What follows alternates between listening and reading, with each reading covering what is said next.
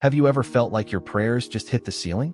Like you're doing all the right things, showing up, whispering prayers, reading the Bible, but still feel stuck in the same spiritual loop? Here's the truth nobody tells you.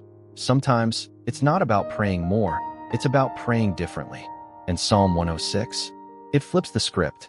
Most people overlook this psalm. It's not the shortest. It's not quoted in every sermon. But inside it lies something rare, a raw, honest, powerful way to connect with God's mercy and see His hand move in real life. This isn't just about feeling better for 5 minutes. It's about awakening your soul to God's active presence in the middle of your mess. Here's what might surprise you. Praying this psalm regularly, truly soaking in it, can lead to real, visible change. Miracles don't always come wrapped in lightning bolts. Sometimes, they're disguised as shifts in mindset, as sudden peace, as doors you thought were long closed. You're about to see why Psalm 106 might be the key your spirit's been reaching for. There's something almost mystical about hearing Psalm 106 read aloud. It's not just ink on a page, it's rhythm, breath, and spirit coming to life. Imagine a quiet evening, a candle flickering, and those sacred words washing over you like a gentle tide. That's the kind of atmosphere this video evokes. And it doesn't matter if you've read the Bible 100 times or you're brand new, it pulls you in. When someone reads Psalm 106 with intention, it's as if ancient wisdom is whispering directly to your soul. You start to notice things, how it shifts your mindset, how your heart softens, how even your stress begins to lift. That's not by accident. These aren't just poetic verses, they're divine messages. Angels seem to stand at attention when such sacred words are spoken. This isn't passive content. It's an invitation to experience the Bible, not just skim it. You don't have to climb a mountain or retreat to the desert to connect with God. Sometimes, it starts with a quiet moment, a recitation, and a deep breath. And just when you think it's just a video, something shifts, because that reading, it's the opening to a deeper form of connection. This isn't your typical prayer, whispered half awake before bed or mumbled out of routine. Psalm 106 has the weight of history and the fire of devotion woven into every line. When someone prays it, not reads it, but truly prays it, it becomes a dialogue between the soul and the divine. It's like sending a spiritual flare into heaven, and trust me, angels don't ignore that kind of signal. Think about how we usually pray. We ask, we plead, we hope. But Psalm 106? It reminds us to remember, to recall the wonders already performed. That shift changes everything. Instead of begging, you're standing in faith, aligning your spirit with the miracles that already happened, and trusting they're not over. It's bold, it's honest, and it's a different kind of power. Many don't realize the Bible holds ready-made prayers designed to shake the heavens. Psalm 106 is one of those. Not because of the words alone, but because of the heart behind them. It's a powerful spiritual tool, yet most leave it on the shelf. But for those who dare to pray with it, something begins to stir. There's this idea that miracles only happened in biblical times, burning bushes, parted seas, food falling from the sky. But here's a truth most people miss. God didn't retire. The same power that moved then is still moving now. Psalm 106 opens your eyes to that. It trains your heart to recognize the supernatural woven into the natural, the divine hidden in daily moments. Have you ever found just the right words at the right time, felt a sudden peace during chaos, or had something impossible work out? That's not coincidence, it's coordination from above. People who make Psalm 106 part of their prayer life start noticing these little miracles everywhere. It's like tuning into a frequency most ignore. Angels are always near, but few are actually listening. One woman shared how she prayed Psalm 106 for weeks. Her finances were a mess, her marriage fraying. Nothing changed overnight, but slowly, the cracks began to heal.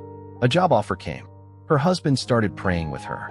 No thunder, no lightning, just a gentle flood of restoration. That's the miracle, and that's just the beginning. Now, let's be real. Some prayers feel like whispers in the wind. But Psalm 106? That's a roar. It carries weight. There's a reason spiritual warriors call it strong and powerful. It doesn't just ask. It declares, remembers, and affirms. That kind of prayer shifts spiritual atmospheres. When you pray it with conviction, something happens, internally and beyond what you can see. It's like when you walk into a room where someone's been praying fervently. You feel the difference.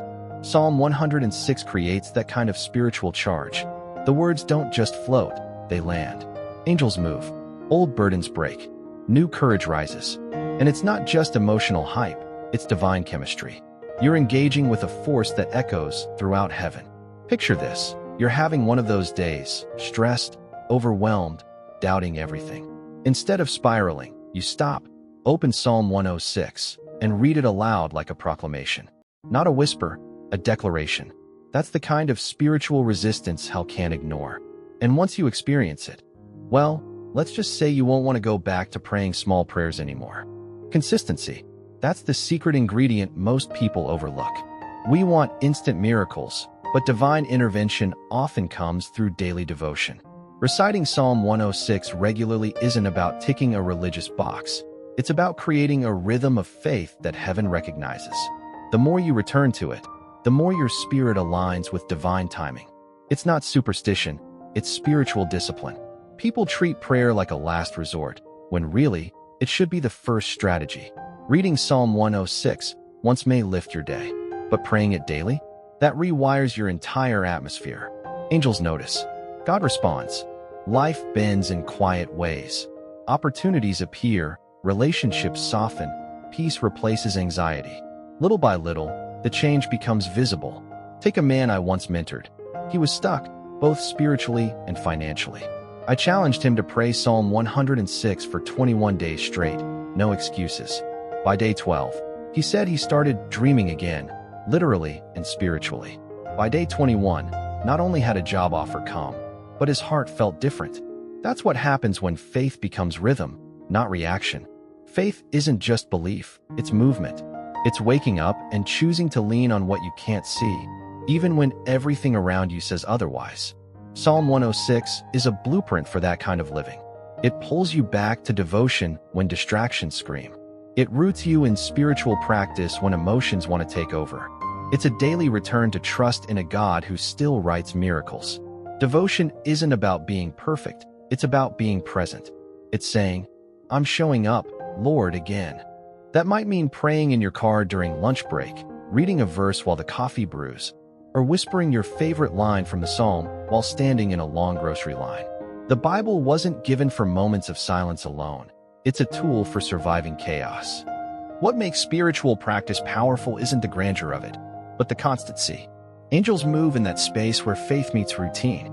The people who live transformed lives aren't the ones who pray occasionally. They're the ones who keep praying even when they don't feel it. Psalm 106 becomes more than words. It becomes a way. There's a quiet revolution that happens when you share something that's changed you. Psalm 106 isn't just meant to be prayed, it's meant to be passed on. Think of it like light. If it lit up your path, why keep it to yourself?